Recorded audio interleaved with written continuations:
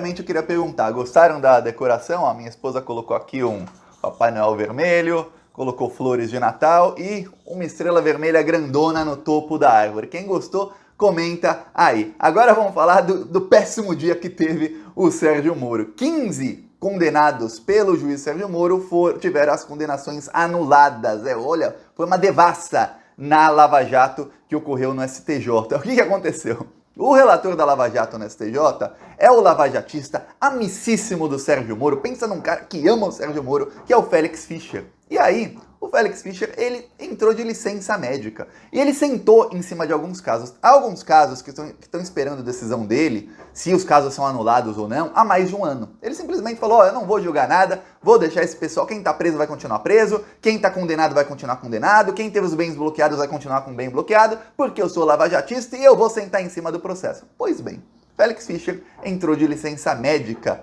faz 2 semanas. E aí, um desembargador entrou no STJ como substituto a ele. E esse desembargador ontem proferiu uma decisão bombástica. Eu acho que o Félix Fischer deve estar espumando pela boca, assim como está o Sérgio Moro, o Dallagnol, o Fux, todos os lavajatistas. Porque, decisão bombástica. Eu vou explicar aqui qual a decisão e as consequências disso, mas antes, olha, um segundinho. Se você é fora Sérgio Moro, fora Bolsonaro, fora toda essa corja que está destruindo o Brasil, e vamos lembrar, eleitos pela Lava Jato, se você é fora todos eles, inscreva-se aqui no canal, um segundinho, é de graça. Se você já é inscrito, olha, curte o vídeo e também deixe o seu comentário. Agora, vamos falar do Sérgio Moro e no final do vídeo eu vou mostrar um trecho do nosso carro de som lá na Paraíba, perto da cidade onde tentaram prender o nosso carro de som. A gente continua rodando lá, a gente continua indo pra cima desses malditos bolsonaristas. Agora vamos falar sobre a decisão do desembargador. O desembargador, vou até ler aqui o nome dele, o desembargador Jesuíno Rissato. Parabéns, Jesuíno Rissato. Ele pegou, no total são 27 processos, e 15 eram os condenados. Ele pegou e falou assim, peraí, tem uma decisão do STF, da segunda turma do STF, que diz que casos em que o Caixa 2 era utilizado unicamente para campanhas eleitorais devem ser remetidos para a Justiça Eleitoral. Ok, quem diz isso não sou eu, Thiago, é o STF. Tá.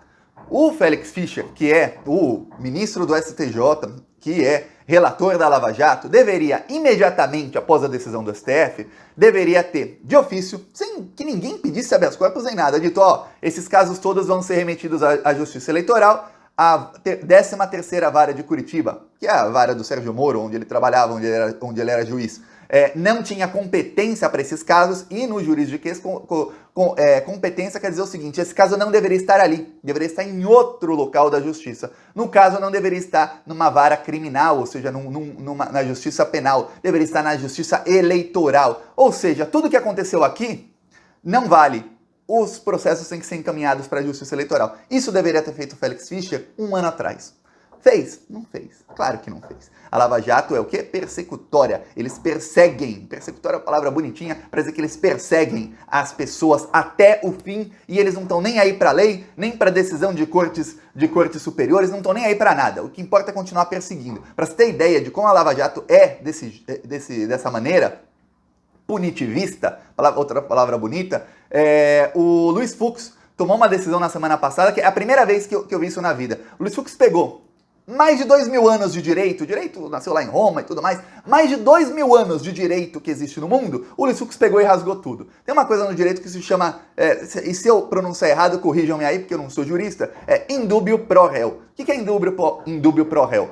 Na dúvida, sempre a favor do réu, ou seja, se uma coisa não é provada, ou se dá empate numa votação, fica a favor do réu. O que o Luiz Fux determinou na semana passada? Que não. Agora, em casos do STF, onde haja empate, o réu não é mais beneficiado. Tem que esperar até que venha um outro juiz desempatar. É a primeira vez que isso acontece. Assim, 2.000 anos de direito. O Fux jogou 2.000 anos no lixo só para ser mais punitivista, para ferrar mais os réus. Essa é a Lava Jato. Ok. Aí, Félix Fischer não fez aquilo, entrou de licença médica e chega o desembargador Rissato.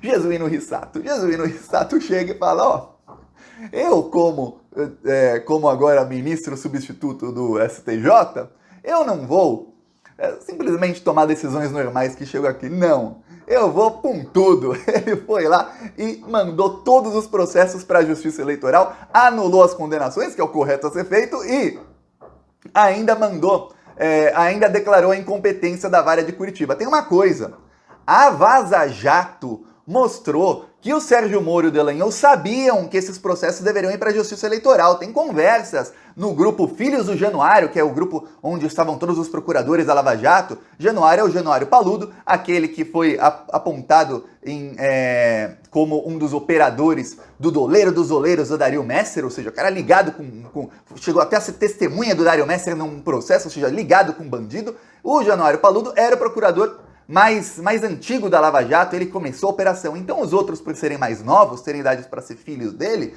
chamavam o grupo onde estavam toda a força-tarefa da Lava Jato de Filhos de Januário. Nesse grupo, o Dallagnol e os procuradores conversaram sobre alguns dos casos. E eles sabiam, peraí, isso é caixa 2, mas é eleitoral. Não, eles simplesmente ignoravam. Não, vamos continuar perseguindo. Tem um caso uma das pessoas que teve a condenação anulada foi o João Santana, que era marqueteiro do PT. Hoje ele está tendo o trabalho mais fácil ou mais difícil do mundo, que é de ser marqueteiro do Ciro. Está afundando a campanha do Ciro, o João Santana. Mais fácil porque nunca vi alguém ganhar 250 mil por mês para trabalhar tão mal, e mais difícil porque imagina a pressão de tentar fazer o Ciro subir nas pesquisas. Tá difícil. Pois bem, o João Santana e a esposa dele tinham sido perseguidos pela Lava Jato, foram presos tudo mais, e a Vaza Jato mostrava que eles queriam que os dois delatassem o Lula. O importante era isso. Tem que falar do Lula. Não falou do Lula, não interessa o resto. E que a Lava Jato sabia que não tinha provas contra eles. Esse era o modus operandi da Lava Jato, era prender.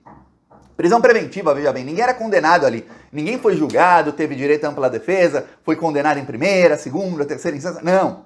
Antes da condenação, mandavam prender. Com a pessoa presa, desesperada, não estamos falando aqui de pessoas que não têm nada a perder, não. Pessoas que estão acostumadas a viver vidas nababescas, de luxo, estão presas ali, muitos em solitárias. Tinha um lugar, um complexo penal em Curitiba, complexo penal de Pinhais, que era chamado pelo pessoal da Lava Jato de centro de tortura, porque ali acontecia a tortura psicológica, quem ia pra lá era pra sofrer. E aí o pessoal era enviado pra lá e era assim, delate o Lula, você tem que falar sobre o Lula, fala sobre o Lula. E aí os procuradores começavam a pegar um monte de coisa que não tinha nada a ver com o processo e enfiar no processo como acusação, falando, você tá errado, você fez isso aqui. Aí os réus falavam, mas isso não tem nada a ver com o processo, não tem nada de errado no que eu fiz. Não, tá sim errado, a gente vai te colocar na cadeia, não sei quantos anos, porque estavam em conluio com o juiz. Isso aconteceu, a Vaza Jato mostrou isso com todos esses réus. No caso, um dos que teve a anulação agora desfeita, a anulação da condenação, foi o Vacari, João Vacari Neto, que era tesoureiro do PT. O João Vacari Neto ficou mais de 2 anos preso pelo Sérgio Moro. O processo pelo qual ele foi preso já foi anulado pelo STF, só para você ter ideia.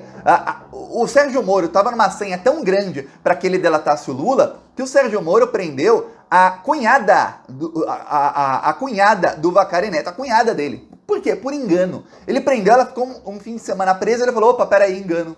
Me engano. Olha que coisa, justiça. Me enganei. Nossa, eu me enganei. Pois bem, agora o STJ anula. Ele anulou. Já tinha uns pedidos de habeas corpus de vários desses condenados, mas o desembargador anulou de ofício. Ou seja, tá tudo anulado, vai tudo para a Justiça Eleitoral. É mais uma grande derrota para o Sérgio Moro. E na decisão de 22 páginas dele, eu não li todas as 22 páginas, mas eu li umas 10, ele cita um monte de irregularidade que a Lava Jato cometeu durante os processos, de terem prendido alguns desses réus antes de julgamento, de terem prendido alguns desses réus quando havia apenas indícios de alguma coisa. Alguns ficaram presos por tempo maior do que as penas para os crimes pelos quais foram condenados depois. E mesmo assim, adicionaram outros crimes que não tinham nada a ver na condenação. Só para você ter ideia do que foi feito. Então ele enviou tudo para a Justiça Eleitoral e pronto, agora acabou para o Sérgio Moro. E aí eu te pergunto uma coisa.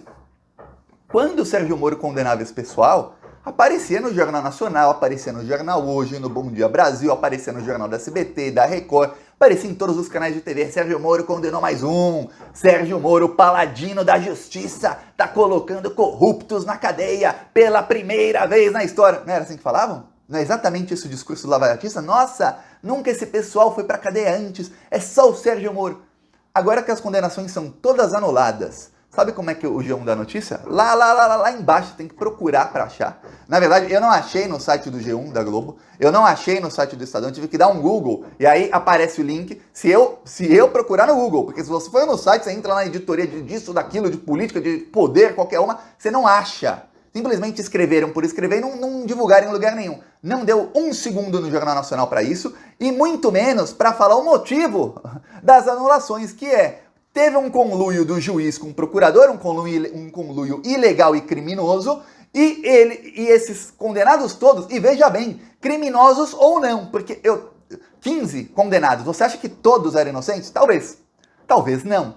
Porém, por conta do conluio do juiz com o procurador e da sanha deles de prender esse pessoal antes do tempo, sem direito de defesa, sem nada, para que eles delatassem o Lula, os processos foram anulados. Ou seja, se algum desses 15 realmente cometeu crime, realmente é bandido, e agora tem as anulações condenadas, a culpa é de Sérgio Moro, a culpa não é da CJ, muito menos do STF. Isso a mídia não fala. Não fala mesmo. A mídia faz o quê? A defesa da Lava Jato e do Sérgio Moro, como se ele fosse o paladino da justiça, como se ele fosse a pessoa mais honesta do mundo. E não é. Ele é um juiz ladrão e corrupto. Perto da cidade onde prenderam o nosso carro de som, ó. Não, vou mostrar na mesma cidade, ó, Jacareí. É aqui que foi preso algumas horas antes dele quase ser preso o carro de som.